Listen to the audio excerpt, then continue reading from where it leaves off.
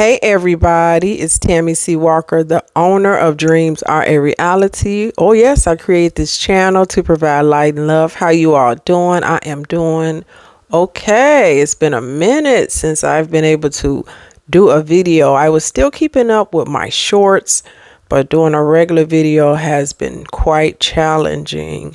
Hit that like button, hit subscribe. This channel is all about light and love, how to live your dreams, and how to have a life.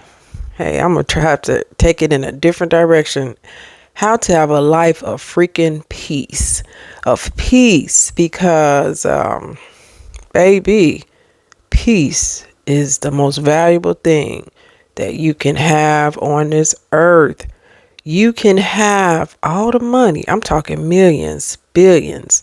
You can have friends and family. But if you don't have no good health, and if you don't have any peace, what in the hell are we even talking about? Can I get a witness? That's how I feel about it. No justice, no peace. It's just, that's where I'm at with it. It's where I'm at. For those of you that are maybe new to my channel, I am now a 3-time cancer survivor, breast cancer survivor. It's been crazy. It's been crazy. The journey started at age 36. I, of course, self-breast exam and almost stage 3. And I had to go through chemo, radiation, mastectomy. 2007 it happened. 2012. The other side, lumpectomy, chemo, radiation, and here I go again. So literally, without being too graphic, I have literally had to just have my body mutilated just to live. So it's been heavy. It's been heavy, you all. It's been heavy. I'm okay. I'm okay. Stage 1 this time. And I'm okay. I got to go a little negative just for a minute because it's my channel. And the only way I know to be is me. I've been very, very disturbed, though, by some people portraying that they checking on me and they actually try to dump their shit on me. Excuse my French. And I don't understand that kind of stuff, you all. I don't. I know, I get it. I'm the type, I'm not saying, I always tell you all this on most of my videos. I'm not saying I'm perfect. I'm like flawed, okay? Like really flawed, like the rest of us. And I don't do it all right. But one thing I have to give credit to God. He gave me empathy. He gave me common sense. And he gave me a big, sensitive heart. There's no way in the world you couldn't pay me this type of money if I knew somebody lost a relative, had surgery, or was in chemotherapy, or battling something. I'm going to call and dump on them. It'll never happen. You can say, nobody can say I did that because it would never happen. But this is where we at in 2026. So I can get on here and be a victim and complain, or I could do what I did yesterday and shut my phone off. So, that's how I'm be rocking and rolling. The phone would be getting turned off, and I felt like $1 million. And if it's 20 minutes, yesterday I did for 2 hours. And if that's what it take, I'm going to do that because I got to live. I got to have peace. And part of healing from cancer, diabetes, lupus, any of those things, you got to protect your mind. And I know people, they don't know this. And this is why some people unfortunately succumb to some of these things because their environment is so chaotic and stressful that they can't heal. Healing is not just physical, it's mental. You can't heal if somebody's dumping all their stuff on you. You all need to get your own therapy. You do. I talk to her, my therapist, once a week, and I'm able to dump on her because I don't feel safe telling some of my deepest thoughts to some people because they don't know what to do with them. It's not their fault. I'm not saying nothing like that. But if you're down and out, like how I've been feeling, like questioning God, like, why, God, what is going on? What is going on? Why is all this stuff happening in our family. My mother had to have cancer 4 times. Why was I in this abusive situation? Why did my dad pass from the heart attack? Why do every time I get up, I get knocked back down? That's fair. Now, somebody else will say, well, at least you survived. Hey, man, I am beyond grateful. But how much can anybody take? And this is not only about me. This is about you, those that are watching. I think I have a bad story. Somebody else's story is worse than mine. So it's not a play on who got the worst information. It's just when you're getting hit with a situation, like a medical situation over and over and over, and you just want to say why sometimes. I don't think Job ever complained in the Bible. I don't think Job complained, so I can't say that. But even Jesus said, God, take this cup. Do I have to do this? Take this cup. So we can ask questions. We can question God. We can. He already knows our thoughts before we say them anyway. But yeah. Anyway, long story short story long. That's where I'm at. This is me. Okay. So pain is real, but it doesn't have to be wasted. So today I was really thinking, this is one of the best days I've had since my surgery 8 days ago or so. When you have this type of surgery, the chest wall is so tight. My other underarm is very sore because they took lymph nodes. No cancer in those lymph nodes. And I'm just, it's sore. It's just sore, but it feels way better than, of course, when I first had it a few days ago. So I'm able to dance a little jig today. I was dancing a little, and that told me I was doing better. I'm doing better. I'm just grateful. I really am. But yeah, back to pain. Pain is real, but it doesn't have to be wasted. And I'm starting to find a purpose for this pain. So those of you that follow me know I have my own therapy practice. It's been going on a year, and it hasn't been the best to me. I'm just trying to figure it out. But I tell you all what I'm going to do. I'm going to tell you right now. Once I figure out the rest of this medical plan, I don't know if I need chemo or not. I won't know for a couple of weeks. If I need chemo, it's just a whole nother thing. It prolongs the healing, and it's poison, and it slows you down some. But I've been through it before. Hey, you all. This is the girl from the west side of Chicago that has been through the storm and the rain. Hey, I could take one more thing. I don't want it, but I would take it if I have to. So that would be probably, let's see, they said 4 rounds. So it would be at the end of August. By Christmas, I'll be done with that. Ooh, Lord. But I don't even know if I need it. But long story short, by 2027, I am going to go to the drawing board, look at my practice real good. And 1 or 2 things are going to happen. Or 3. I will continue on with what I have, but I'm going to restructure things so I won't feel as pressed and really get that money piece correct. Where people want to cancel, you getting a hardcore fee, and then don't come back to me. Don't come back to me. Go find you somebody else to keep canceling on. Number 2, I can get another biller to do all my billing because I have somebody doing my one part of it, but I can give them all of it, and where I won't even look at that anymore. So I think that would take away some of my stress. There's a few things I could do. Give me a full-time job, which I'm really leaning on that because I can sock away 401k money. I can let them pay for my health care and do my practice part-time, and I'm having dual income. And then I can focus on finishing my book and working on music because that's what I came up with today. I'm here for a reason. Pain is purpose. And it's a reason why I'm still here. While I'm here, what am I going to do with this real estate, this time on this earth? And when these things happen, it really makes me go reflective, and it really makes me look deep within and think about, how am I spending my time? Right now, I'm spending my time chasing billing, chasing money for this business, and I just don't think it's just not my jam. I don't like to live my life like that as a woman. that is in her mid 50s. I really want to travel some, work on my music, do some fitness stuff, finish my book. I have aspirations. Maybe once I can bang down some of this debt, I might even get my doctorate. I don't know. I don't want to add debt right now. But I have things I want to work on. Get back out there and date and mingle. But chasing this business, I don't know, you all. It's might not be for me. What is your pain? Mine right now is getting through breast cancer. It was a successful surgery. It was, yeah, it's good. I'm doing good. Every report I get is good. Stage 1. So I'm very grateful.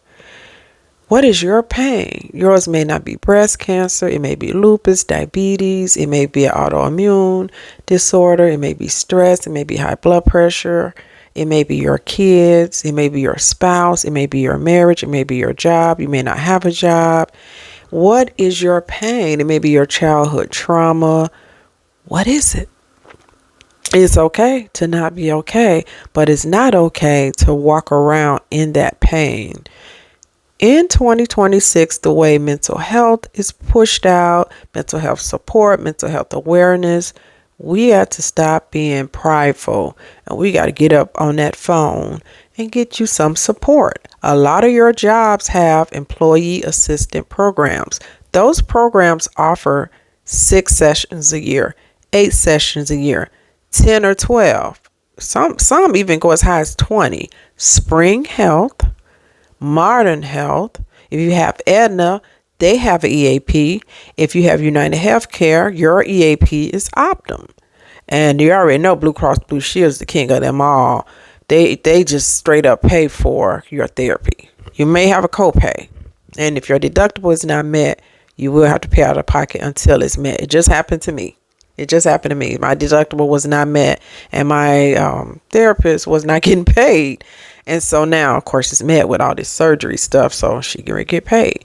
But get you some support. Don't sit in that trauma, and don't trauma dump on somebody else, because people, they love you, they care, and they're going to want to help you feel better. That's what I was trying to say earlier.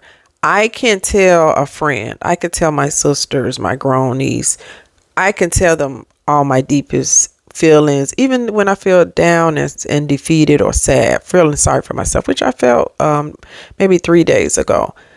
I told my older sister, and she tried, because my older sister, the bomb, she gonna make you feel better.